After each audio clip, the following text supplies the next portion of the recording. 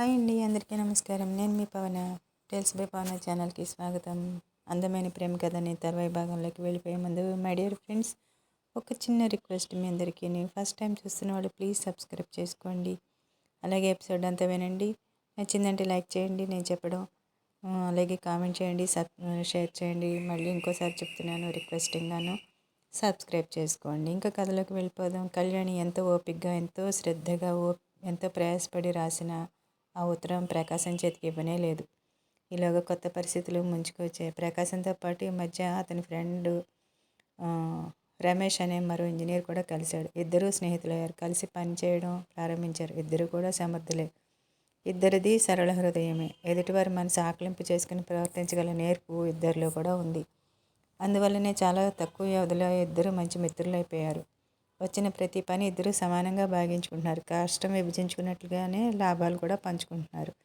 రెండు కుటుంబాలు చాలా సన్నిహితమైనవి. రమేష్ గారికి అక్క కూతురు ఒకటి ఉంది. పేరు గీతిక.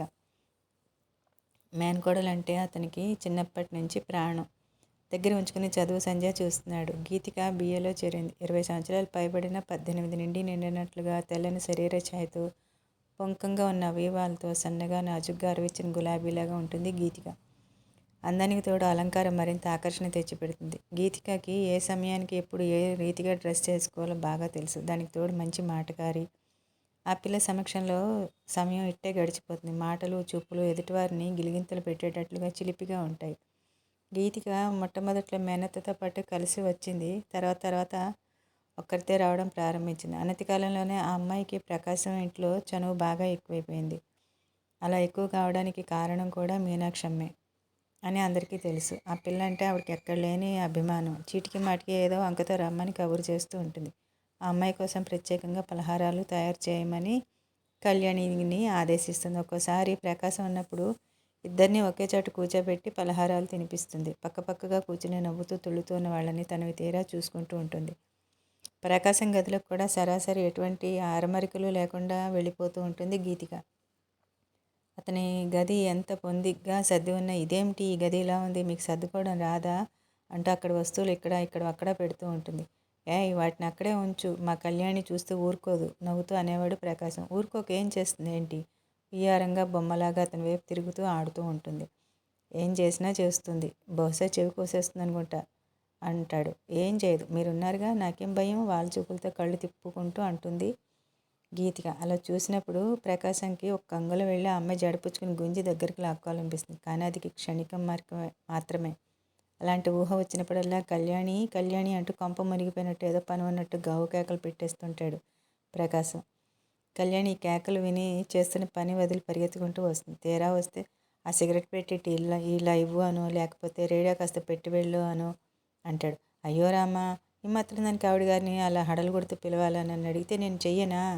గీతిక జడవుకుంటూ వెళ్ళి ప్రకాశం కళ్యాణిని చేయమని కోరిన పని తను చేసేస్తూ ఉంటుంది. కళ్యాణి యువతలకు వచ్చేస్తుంది. ప్రకాశం ఏం చిన్న మాట్లాడినా అమ్మాయి కిలకిలా నవ్వుతూ ఉంటుంది. బయట నుండి ఆ నవ్వు విన్న మీనాక్షమ్మ ప్రసన్నంగా గీతికి ఎక్కడుంటే అక్కడ ఎంత సందడో అంటూ ఉంటుంది.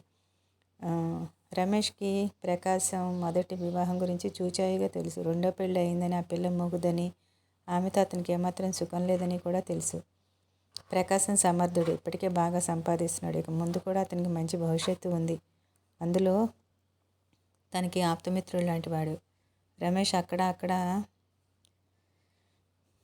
కళ్యాణి ఒప్పుకుంటే ఆమె అంగీకారం ఇస్తే గీతికని ఇచ్చి ప్రకాశానికి పెళ్లి చేయడానికి తనకి ఎలాంటి అభ్యంతరం లేదు అన్న వార్త మీనాక్షమ్మ చెవుల వరకు వెళ్ళేలా చేశాడు.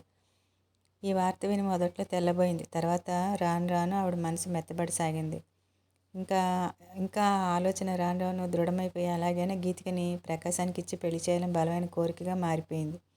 కానీ ఈ కార్యం నెరవేరాలి అంటే, జరగాలి అంటే కళ్యాణి అంగీకారం కావాలి. ఆ అంగీకారాన్ని ఎటువైపు నుంచి ఎలా రాబట్టుకోవాలో ఆవిడ 4 వైపుల నుంచి ఆలోచిస్తోంది.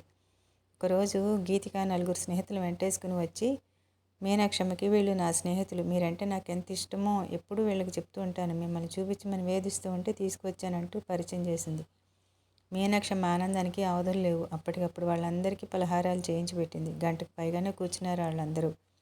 వాళ్ళని వీధి వాకిలి వరకు సాగనంపి తిరిగి లోపలికి వచ్చిన ఆవిడ సరాసరి వంటింట్లో కళ్యాణి దగ్గరికి వచ్చింది. 2 రోజుల నుంచి పనికుర్రాడు రావడం లేదు. ఆ పనంతా కళ్యాణి మీద పడింది. మీనాక్షమ్మ వచ్చేసరికి కళ్యాణి వంట ఇంట్లో గీతిక వాళ్ళు తిన్న ప్లేట్లు గ్లాసులు కడుగుతుంది. మీనాక్షమ్మ లోపలికి వచ్చి పీట వాల్చుకుని కూర్చుంది. ఎంతైనా గీతిక చాలా మంచి పిల్ల కదే కళ్యాణి అంది ఉపోద్ఘాతంగా. కళ్యాణి వెంటనే అవునన్నట్టుగా తలూపింది. ఈ మధ్య ఈ ఇంటికి గీతిక రాకపోకలు ఎక్కువైన తర్వాత అత్తగారి దృక్పథంలో వచ్చిన మార్పు కళ్యాణి గమనిస్తూనే ఉంది. కాపురానికి వచ్చిన కొత్తలో తనతో వాళ్ళకి చాలా అవసరం ఉందనుకున్న రోజులో ఆవిడ తన మీద ఎలాంటి ప్రేమను కురిపించేదో ఇప్పుడు గీతిక మీద కూడా అలాంటిదే చూపిస్తోంది. అంతేకాదు ఇప్పుడిప్పుడు కళ్యాణి మీద ఏ కాస్త విసుగైనా ఆవిడ చిరాకు ప్రదర్శించడానికి వెనుదీయడం లేదు. ఒకరి మీద అభిమానం ఏర్పడితే అది ఇంకొకరి మీద తిరస్కారంగా రూపొందాలా? గీతికను ఆదరించడం మొదలుపెట్టిన మాత్రాన తన పట్ల ఇలా నిరాదరణగా ప్రవర్తించాల్సిన అవసరం ఏమొచ్చింది? ఏమిటోనే కళ్యాణి, ఆ అమ్మాయి ఇంట్లో తిరుగుతుంటే ఈ ఇంటిగా కళవచ్చినట్లుగా ఉంది. నాకేమో ఎప్పుడూ ఇల్లు కళకళలాడుతూ నవ్వుతూ కేరింతలతో హోరెత్తిపోవాలనిపిస్తుంది. ఈ పిల్లలు చూస్తే స్కూలుకి పోతారు, నువ్వు చూస్తే మాట్లాడలేవు. ఎప్పుడు చూసినా శవంలో నిశ్శబ్దంలో ఉండే ఇల్లు చూస్తే నాకు విరక్తి పుట్టుకొస్తోందంటే నమ్ము. ఆవిడ మాటల్లో నిర్లక్ష్యం, చిరాకు కళ్యాణి హృదయాన్ని కోయటం మొదలెట్టాయి. తన ముఖంలో బాధను ఆవిడ గుర్తించనీయకుండా ఆవిడ వైపు వీపు పెట్టి నిలబడి తన పని చేసుకోవడం ప్రారంభించింది. మీనాక్షమ్మ కంఠం ఖచ్చితంగా నిస్సంకోచంగా వినిపించసాగింది. నీకు కష్టం వేసినా సరే ఈరోజు నిన్ను ఒక మాట అడగదలుచుకున్నాను. ఈ సంసారం కోసం నువ్వు చేయగలిగిందంతా చేస్తున్నావు. నీ రుణం ఏమిచ్చినా తీరని మాట నిజమే. కానీ చూడు కళ్యాణి, నీ నుంచి ప్రకాశానికి ఎలాంటి సుఖమో లేదన్న సంగతి నీకు తెలియనిది కాదు. నేను సుఖపెట్టాలని వాడెంత తాపత్రయపడుతున్నాడో నువ్వేమీ ఎరగంది కాదు. అలాంటప్పుడు వాడి సుఖం కోసం నువ్వు కూడా కాస్త ఆలోచిస్తే నాకెంతో సంతృప్తిగా ఉంటుంది. నిజం చెప్పాలంటే నీకు బాధ కలుగుతుందని నువ్వు అనుకోకుండా ఉంటే గీతికని ప్రకాశానికి భారీగా చేయాలని నాకు మహా కోరికగా ఉంది అంది. ఉలిక్కిపడి కళ్యాణి నిశ్చేష్టాలే చేతిలో ప్లేటు వైపు అలాగే చూడసాగింది. అందువల్ల నీకు వచ్చే బాధ ఏమీ లేదు. ఇంటి పెత్తనం అంతా నీ చేతుల్లోనే ఉంటుంది. డబ్బు దశకం అంతా నువ్వే చూసుకునిగాను. ఆ పిల్ల చిన్నపిల్ల, నువ్వు చెప్పినట్టు వింటుంది. నువ్వు స్వార్థం విడిచి ఏ కాస్త వాడి వైపు ఆలోచించినా తప్పకుండా ఒప్పుకోగలుగుతావు. నీ ఇష్టం ఉన్న సంగతి నేను చెప్పానంతే. నీ ఇష్టాలు గమనించకుండా ఏదీ జరగదు. నువ్వు విశాల హృదయంతో ఒప్పుకున్నావా? వాడంత అదృష్టవంతుడు లేడనుకుంటాను. ఒకవేళ కాదంటావా? వాడి కర్మ అని ఊరుకుంటాను.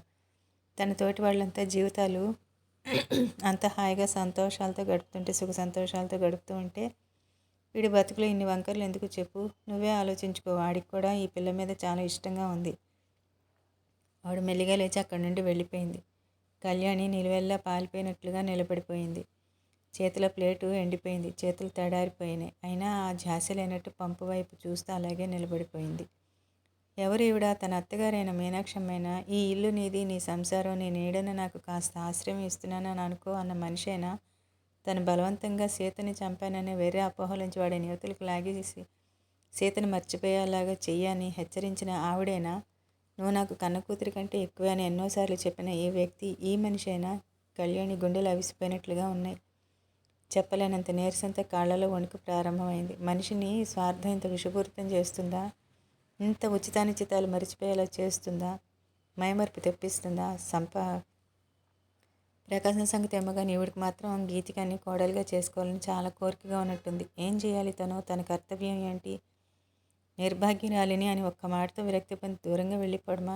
లేక నిలబడి అదృష్టంతో అత్తగారితో పోరాడమా? కళ్యాణికి ఎటూ తోచడం లేదు. ప్రకాశంని అడిగేస్తే ఏం చెప్తాడో అతను స్వయంగా చెప్పలేక తల్లిచేత చెప్పించాడేమో.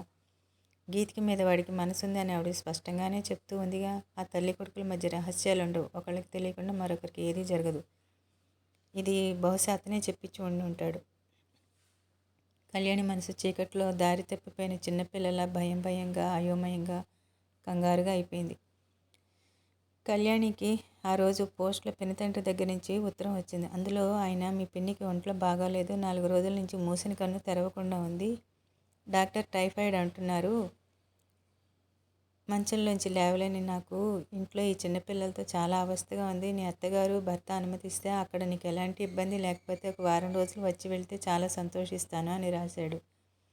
పినతండ్రి రాసిన ప్రతి ఉత్తరంలాగానే కళ్యాణి దీన్ని కూడా 1కి 2 సార్లు చదువుకుంది. ఆ ఉత్తరంలో ఉన్న అక్షరాలు వెనుక మంచంలో లేవలేని పినతండ్రి, పడకవేసి సుస్థిగా ఉన్న పినతల్లి, అతి గారాభం వల్ల ఏ పని రాని పిల్లలు, అశాంతికి నిలయంగా మారిన ఆ ఇల్లు, కళ్లకు కట్టినట్టుగా కనిపించాయి. 4-5 రోజుల క్రితం అత్తగారు ప్రకాశంకి మరో వివాహం ప్రసక్తి తెచ్చినప్పటి నుంచి కళ్యాణి మనసు పంజరంలో పిట్టలా గిలగిలా కొట్టుకుంటోంది.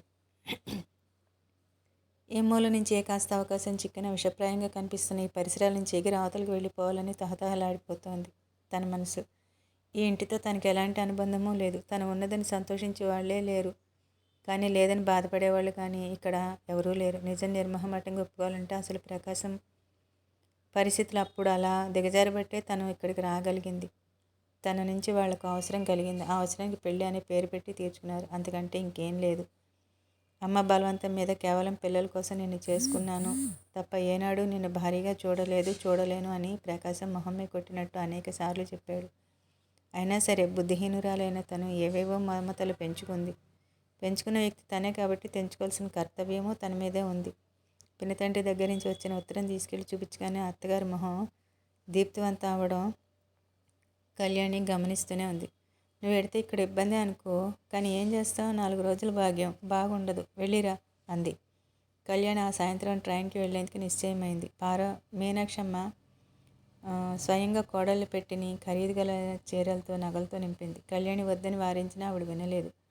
కళ్యాణి దగ్గర ఇవన్నీ చూసి అక్కడ వాళ్ళంతా ఆ అమ్మాయి సుఖంగా సంతోషంగా ఉంది అనుకోవాలని ఆవిడ ఉద్దేశం. సాయంత్రం ఇంటికి రాగానే ప్రకాశం కళ్యాణి ప్రయాణ ఏర్పాట్లు చూశాడు. ఊరి నుంచి వచ్చిన ఉత్తరం తల్లి ఇవ్వగా చూశాడు. కళ్యాణి వెళ్తానని బయలుదేరినందుకు అతను ఏమీ అనుకోలేదు. కానీ ముందుగా తను వచ్చేవరకు ఆగి తనతో సంప్రదించి తన అనుమతి తీసుకోలేదనే కోపం మటుకు వచ్చింది. ప్రయాణం అయి వెళ్ళేటప్పుడు తనతో చెప్పడానికి వచ్చిన కళ్యాణితో తనకు కష్టం కలిగించిన విషయం చెప్పి ఇంకెప్పుడు చేయవద్దని మందలించి త్వరగా తిరిగి వచ్చేయి, నాకు ఇక్కడ ఎలాగో ఉంటుందని హెచ్చరించాలని ఎదురు చూడసాగాడు. కళ్యాణి బయలుదేరే సమయం దగ్గరికి వచ్చింది. గదిలో కూర్చుని ఉన్నాడు ప్రకాశం. కళ్యాణి కోసం వేచి చూస్తున్న అతనికి నీట్గా రెడీ అయ్యి చేత్తో 2 టిక్కెట్లు పట్టుకుని మీరు లేవాలి, రవీంద్ర భారతిలో మంచి డ్యాన్స్ ఉంది, టిక్కెట్లు తెచ్చానంటూ సుడిగాల్లో దూసుకొచ్చిన గీతిక కళ్ళెదురుగా నిలబడింది. నేను ఇప్పుడు రాలేను గీతిక, తలనొప్పిగా ఉంది విసుగ్గా అన్నాడు ప్రకాశం. అదేమిట్రా అలా అంటావు? పాపం నీకోసం ఎంతో కష్టపడి టిక్కెట్లు తెచ్చిందంట అంది మీనాక్షమ్మ. ప్రకాశం మాట్లాడలేదు. కొడుకు మనసులో ఉద్దేశం ఇట్టే కనిపెట్టేసిందనిలా ఆవిడ కళ్యాణితో స్టేషన్కి నేను వెడుతున్నాను అంది.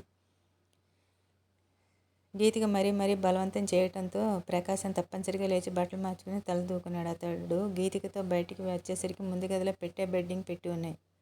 కళ్యాణి చింటూని ఎత్తుకొని ఆడిస్తోంది. నౌకరు ట్యాక్సీ కోసం వెళ్ళాడని చెప్పింది మీనాక్షమ్మ. ప్రకాశం గదిలో అడుగు పెట్టగానే క్షణంసేపు భార్యాభర్తలిద్దరి కళ్ళు కలుసుకున్నాయి. కళ్యాణి తానే చూపులు తిప్పేసుకుంది. ప్రకాశం దగ్గరగా వచ్చాడు. డబ్బైనా కావాలా అని అడిగాడు. అవసరం లేదన్నట్టు తలూపింది.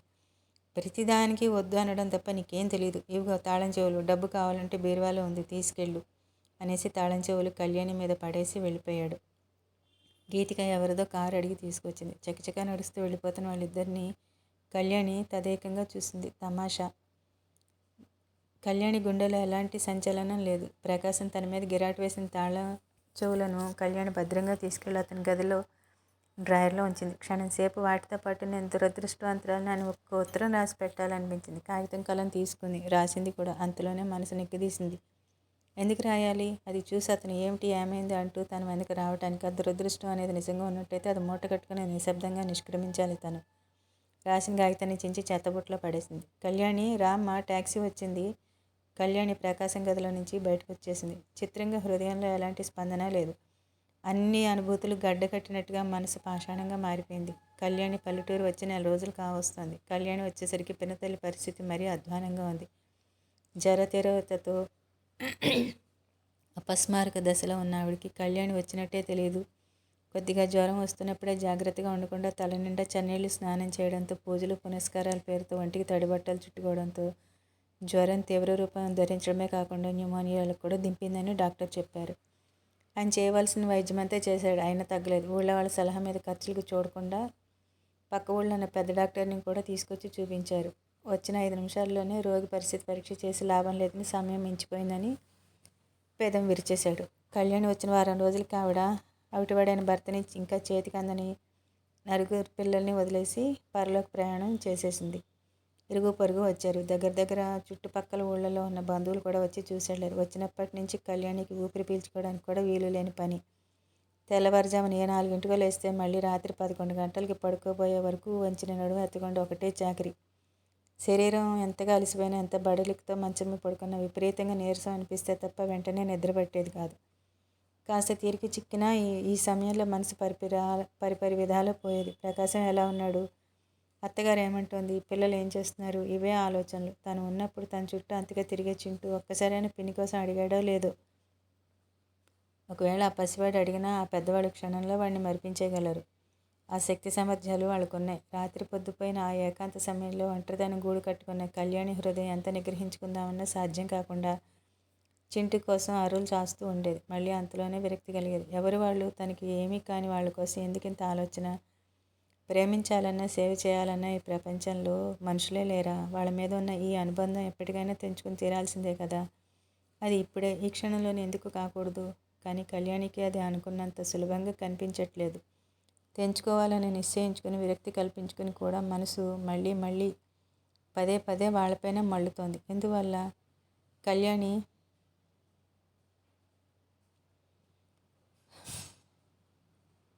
కళ్యాణి పినతల్లిపోయిందన్న వార్త తెలియగానే మీనాక్షమ్మ వచ్చింది. ఆవిడ ఉన్న ఆ 4 రోజుల్లోనూ కళ్యాణి పట్ల చూపించిన ఆప్యాయత, ఆదరణని చూసి ఇరుగు పొరుగు ముగ్ధులైపోయారు. కళ్యాణి అదృష్టం సాటి లేనిదని కొనియాడారు. ఫ్రెండ్స్, అప్డేట్ నచ్చినట్టయితే లైక్ చేయండి, కామెంట్ చేయండి, షేర్ చేయండి, సబ్స్క్రైబ్ చేసుకోండి. Thank you guys. Thank you for listening. Bye.